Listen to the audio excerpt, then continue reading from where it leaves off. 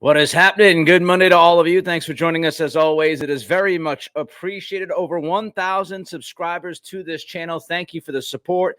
Let's continue to build this community. Let's continue to build this family. Rate and review Apple Pods and Spotify. Don't forget, if you're watching on YouTube, give us that thumbs up for the like. Means a lot to us. Comment and subscribe. I love to go back and forth with all of you each and every day during the work week. All right, let's jump to Mac Jones, because that's obviously where we begin after an unmitigated mess in Germany yesterday. Just absolutely brutal. And I want to go back to the last few weeks when we've discussed Mac Jones. And I have sat here and I've told you that they should continue. The Patriots should continue to play Mac Jones because they don't have much to lose. And try to see if there's a 2% chance of reclaiming Mac's value within the league. Then you continue to play him and you hope, even if it's just hope against hope and you're preying on the 2%, you hope that he's able to turn this thing around and build his value back and look like at least a solid quarterback at the NFL level. However, when we had that discussion over and over and over about Mac Jones, there was one caveat. There was always a caveat, because I don't believe in just universals. I don't think you look at Mac and you say, okay, a couple weeks ago, you sit him, he's done, forget about it. You don't look at him and say, okay, well, he's earned this right to continue to play football for the Patriots, so you just keep throwing him out there. There was the caveat, and the caveat was, unless things go off the rails. If things go completely off the rails, I said it after the Saints game. I said, if Mac Jones isn't playing great, okay, fine. You can actually be okay with that, because you're going to continue to lose football games and you're playing out the string. And again, hopefully he has a couple of good games and can build his value back. But ever since that Saints game that I had to sit there and witness at Gillette Stadium, I've said that this could completely go off the rails. And that if it does go completely off the rails, you would have to make a move at that point. You continue to play Mac unless it becomes what it became yesterday, because yesterday was completely off the rails. You lost that football game because of Mac Jones, which at the end of the day, I think is a good thing, because now you're in the spot to pick third in the NFL draft if the season ended today. Winning that game would have been the worst case scenario, frankly, because again, your quarterback was not playing well. And at the end, he ended up just stinking an absolute mess in Germany, right? But if you win that game, what do you gain by winning a game like that against that Colts team? But let's get back to Mac. Mac cost them the game. There was the third down and short in the red zone where he missed Pop Douglas over the middle. Then he was way too late getting the football to Stevenson and did that weird, I think it was Phil Perry post out the Rick Barry flip, which almost turned into an interception in the red zone. So that was a mess. Probably, you look at that, you keep marching down, you get a chance for obviously getting into the end zone if you make that play to Pop Douglas, if you get it to Stevenson soon enough. Then you miss Hunter Henry, who's open in the end zone because you overshoot him. And then, of course, the worst interception that I think any of us have seen. That interception that ended Mac's day, inexcusable, horrific, awful, disastrous. Disastrous. And I was hoping that we were beyond the fully broken Mac. And I thought since the Saints game, he hasn't been fully broken. He hasn't played well. He played well against Buffalo. But I thought we were beyond hoping that we were beyond the truly broken, oh my God, this guy just did that over and over and over again. What the hell was he thinking, Mac Jones? We've seen mistakes here and there, but that pick yesterday is one of the worst quarterback plays you will ever see. Indescribably bad. And so you sit Mac Jones, and it was the right decision yesterday. Absolutely the right decision. See, here's the thing. What fans want and what most of the media wants versus what the team wants are two different things. Bill Belichick is not going to continue to play Mac if he, again, is completely off the rails, because Belichick has a responsibility to the other guys playing in that game yesterday. The guys competed. It was an ugly game. Nobody enjoyed watching that game. Nobody. But they competed. The defense competed. The defense, they weren't giving up huge chunk plays downfield over and over and over again. Gave up a few, but the defense, look, they gave up 10 points. They competed. You can't get mad at the tight ends. They got open a couple of times. The opportunity was there to be made to score touchdowns. Your quarterback missed them miserably. Stevenson ran the football well. Zeke ran the football well. The offensive line in the first half was a mess, gave up a bunch of sacks. But then in the second half, I thought they played fairly well. So, when you're Belichick and you're looking at this team, you got to think about all of the guys. You got to think about the 53. You got to think about the entire roster. And how in the world can you continue to play your quarterback when he's making the kinds of mistakes that we saw him make yesterday? You just can't look your team in the face in a one-score game when your quarterback has a golden opportunity to give you the lead late in the fourth quarter, and he misses a wide-open tight end in the end zone because he throws it 5 yards short inexplicably and throws a pick. Belichick can't look at the other guys in that locker room and tell them that he's trying to win that game if he doesn't pull Mac at that point. You put Mac back out there, what are you saying to the team? So I think you have to do it for the other 52 guys. In that moment, you've got to pull Mac. Mac did not deserve to continue to play in that football game. No way, no how. You just can't let him, keep making mistakes without any repercussions. Yes, he was pulled against Dallas. I understand. He was pulled against New Orleans. And now yesterday, he's pulled late in the game against Indy. I mean, it does kind of have that feel of 3 strikes and you're out, right? You've been given 3 opportunities. You were benched twice. You were given another opportunity because, as we saw with Bailey Zappi, there's no quarterback on this roster that gives you a better chance than Mac to win. Unless Mac is completely off the rails, then it doesn't matter. You can throw anybody in there when Mac's playing like he played yesterday, or like he played against Dallas, or like he played against the Saints. But week in and week out, it's rather obvious to all of us that the Patriots have no confidence in Bailey Zappi. They don't have confidence in Will Grier. Belichick spoke this morning to the media, said it's tough to get Grier in there at practice as the third guy to practice and take some of these plays and see what he can actually do with them. And that's why he's more of an emergency guy, because he's not just, he's just not getting the reps, which we can talk about later in the week. But right now, in a vacuum, when we look at what's been going on, there's no confidence in Zappi. And with that play at the end of the game yesterday, you see why there's no confidence in Zappi. He throws it up for grabs into triple coverage down the middle of the field. A horrendous decision, a horrendous throw, and then he doesn't help himself in the postgame begging for a flag. It's a terrible play. Just admit it. Just admit it. At least Mac came out and said terrible throw. At least Mac came out and said he sucked yesterday. Zappi is sitting there talking about officials or implying that there should have been a flag thrown. No, man, you threw it into triple coverage down the middle of the field. It's on you. And I don't even think Pop was touched. So you're just stuck in a bad spot right now. Your starting quarterback who you drafted in the first round is broken again. The backup quarterback that you drafted last year has also regressed. And we've gone through this, but the quarterback position handling has been brutal. And now you don't have anybody that you can go to that you believe in to at least not make horrendous mistakes, which in this situation is actually a good thing, because I don't think anybody in New England should want the Patriots to win a game for the rest of this season. I think we should all be just fine with 2-15. And it's difficult. I'll admit it. I watched the game. I've been rooting for this team for 35 plus years. In my head versus my heart is an issue. And I'm sure many of you are going through this, or at least some of you, where we know in the head that the Patriots losing games is what's best for business right now. They need top picks. That's what they need. They need the opportunity to draft truly top talent, top tier guys that can make an impact. That's what they need on this team. They need much more talent on this roster. You know it. I know it. The American people know it. So I think with our heads, we all know this team needs to lose games, and the more games they lose, the better it is, hopefully in the big picture. but you have the heart. And it's tough. I can't actively root against the Patriots. I just can't. I can't do it.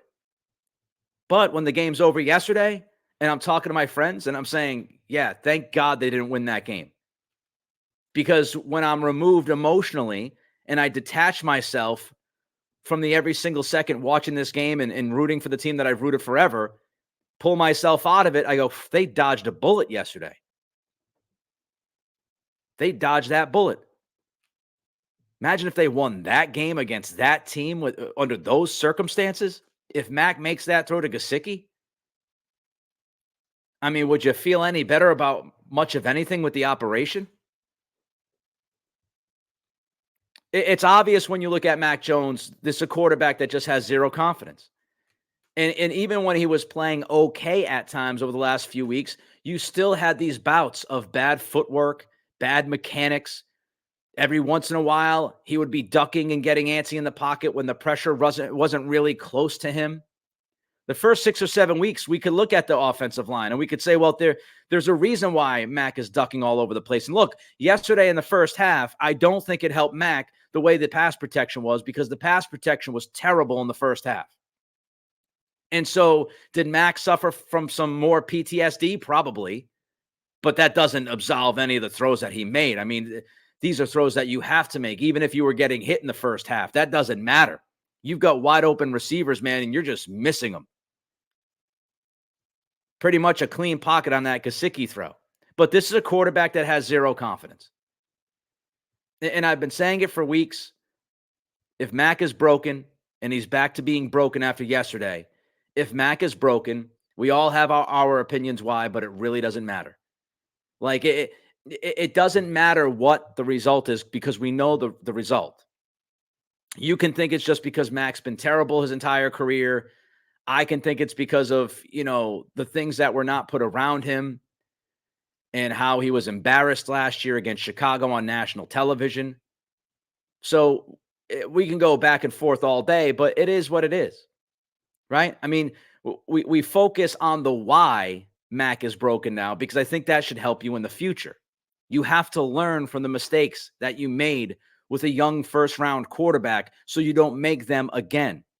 Would anybody, after watching this play out, be comfortable with Bill Belichick being the guy to draft that next quarterback and be in charge of developing him after what we saw with Mac Jones? I certainly would not be.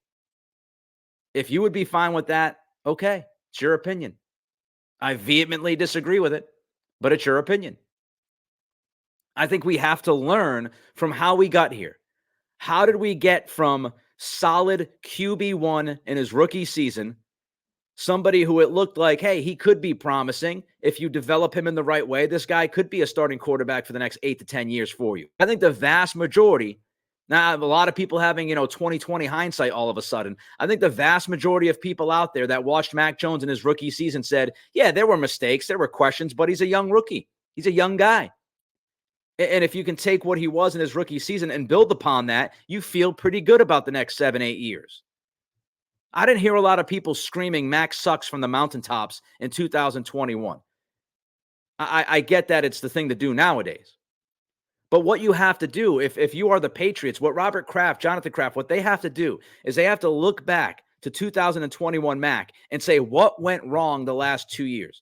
How did we get this wrong? Because how we got this wrong needs to be fixed moving forward. It doesn't matter. I hate to break it to everybody watching and listening to this podcast.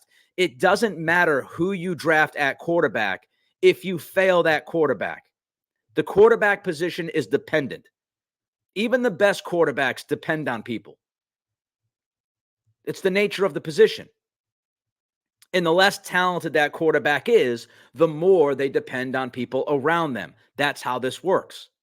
So even if you draft a Caleb Williams, you draft a Drake May, if you think those guys are just going to show up and turn everything around, and you keep Belichick and you keep the whole operation and you just draft the quarterback and, all of a sudden, right? If you don't address the offensive line and the tackle position, if you don't get more receiving talent, If you don't stick with an offensive system and scheme for that young quarterback where they can continue to develop throughout the season, and then they go into the next season and build off of what they had in the first season. If you don't do those kinds of things, if you don't, let's admit it, you've got to coddle guys sometimes. If you don't take care of them and coddle them and nurture them and protect them instead of embarrassing them on national television, that, these are things that you have to do to get the most out of the quarterback that you draft. Whether it's Drake May, Caleb Williams, Michael Penix, Ewers, McCarthy, any guy you want to name that's going to be in the draft this year. You have to learn from the mistakes that you made to give yourself the best chance to develop the next quarterback to be that guy. So what went wrong in the last 2 years? Answer those questions.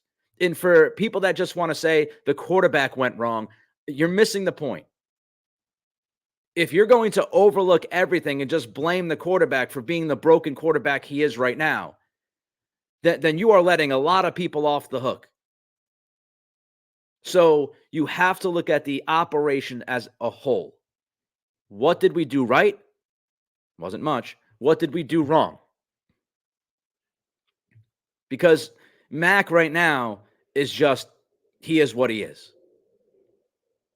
And I don't think you can go into next year saying Mac is the quarterback. I don't think anybody can say that right now. So try to learn from the last 2 years and fix the things that you didn't do right. All right. Over 1,000 subscribers, on our way to a bigger community. Thank you for supporting the show. Don't forget to rate and review Spotify, Apple Pods. Give us a thumbs up on the YouTube page. Always love those. Love those comments as well. And if you haven't joined the family, come on in. The pool's in the back. The water is warm. We got steaks on the grill. We got beers for you as well, if you're into that kind of thing. We got some beverages. So come on in and join the family by subscribing. Friday, I talked about Robert Kraft, and I questioned whether or not we would hear from Kraft while he was in Germany, because this is one of those big opportunities for ownership, right? Everybody's watching your organization, and you have the pregame show pretty much to yourself. Would Kraft speak? And Kraft did speak to Rich Eisen. Here was Karen Guregian from Mass Live writing about it prior to the game. Kraft sat down with Eisen on Sunday morning to talk about the NFL's international scope, but also the direction his team is headed. Here's what Kraft had to say as far as his displeasure with how things had gone in 2023. Do you think he was thrilled yesterday? Did you see that shot of him on camera when he just looked totally defeated in the suite? Here's what RKK said to Eisen. Quote, "This is our 30th year that I've had the privilege of owning this team. I've never been 2-7. It's really disappointing. I had hoped things would be a lot better, as I know our fan base does. I hope today is a chance to reset and make it a much better year. Nope. This isn't what we expected to happen this year. I want you to remember that, okay? This isn't what we expected to happen. Stick a pin in that. We're going to come back to it in a minute. The first thing we all have to acknowledge is that this is the NFL Network. Rich Eisen is not going to be looking to get headlines.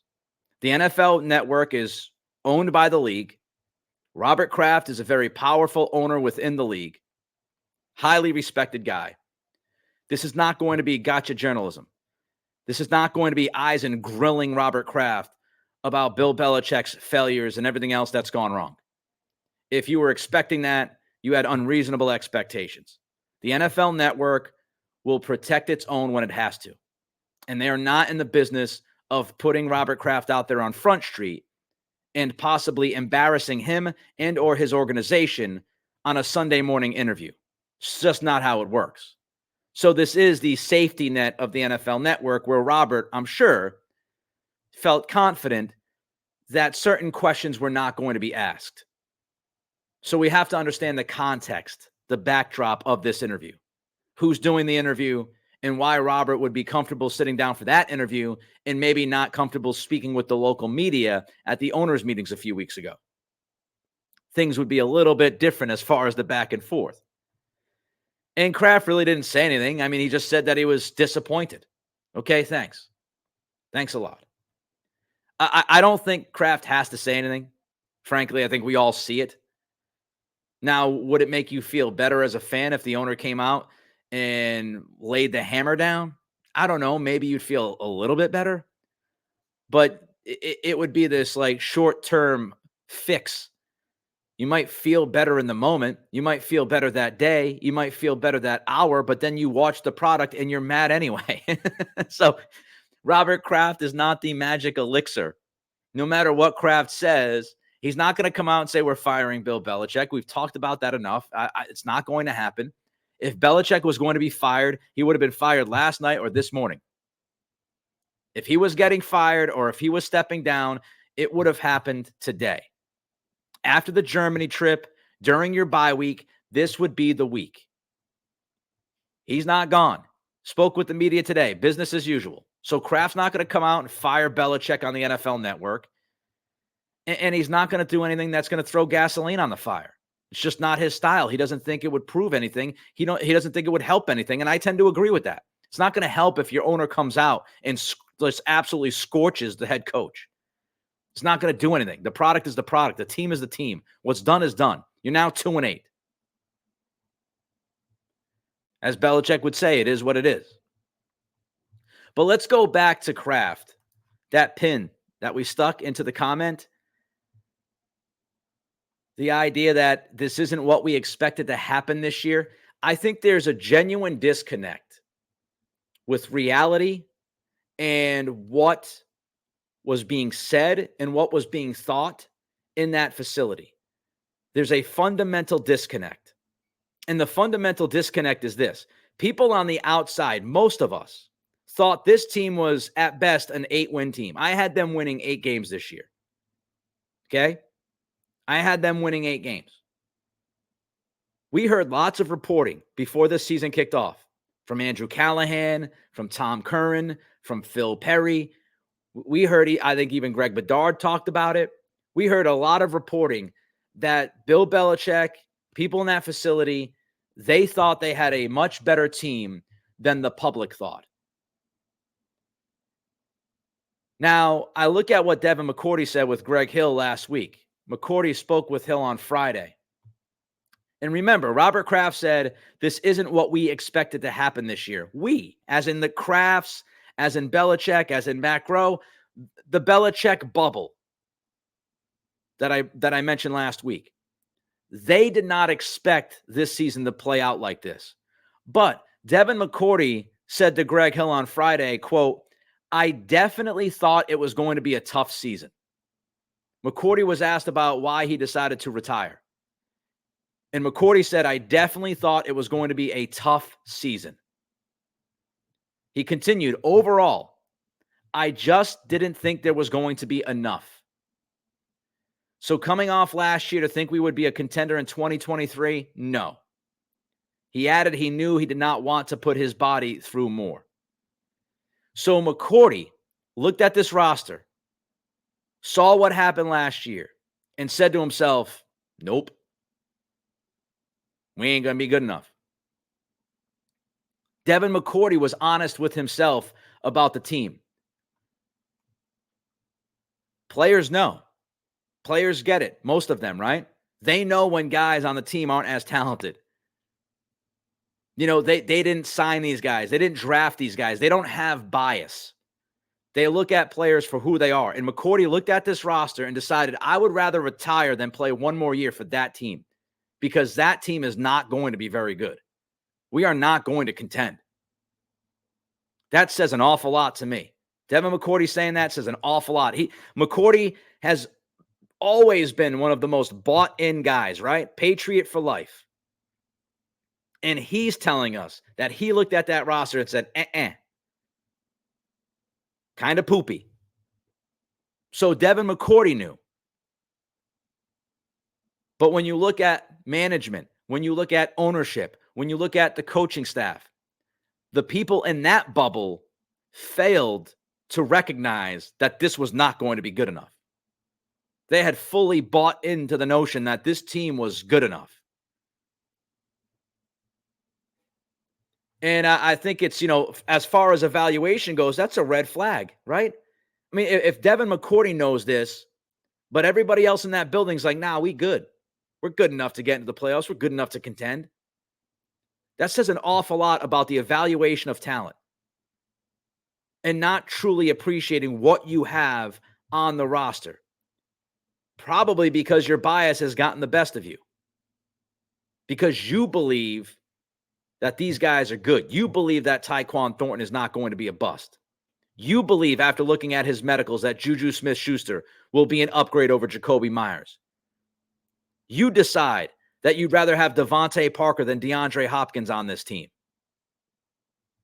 You decide that Riley Reif is worth signing and throwing him at right tackle. Evaluation red flags. McCourty saw the issues. You didn't. The Belichick bubble. They never saw this coming. They never saw this coming in that building. Blindsided by the bad product. All right, don't forget, rate and review, Apple Pods and Spotify, like, comment, subscribe. I got one more thing I want to talk about. That's J.C. Jackson quickly here. Last week we discussed J.C. Jackson. Said, he missed curfew. He was late to the team hotel, performance issues. All of that was bad enough.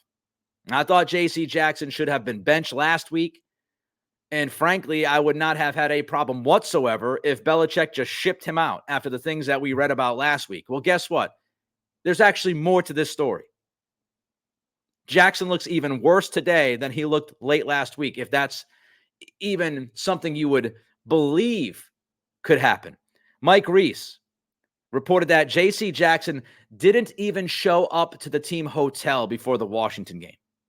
Now, when you have a home game, if you don't know, a lot of colleges do this and NFL teams do this. Even when you have a home game, the night before, the team will have the guys stay at a hotel near the field, near the stadium, so they can get treatment done. They can go over last-minute things in the playbook, all of that stuff. Maybe they'll do a little bit of walkthrough if you need, whatever the case may be. But make sure the guys are in on time. Make sure that they're fully prepared to play their best game the next day. So even when they're at home, they don't sleep in their own beds on Saturday night.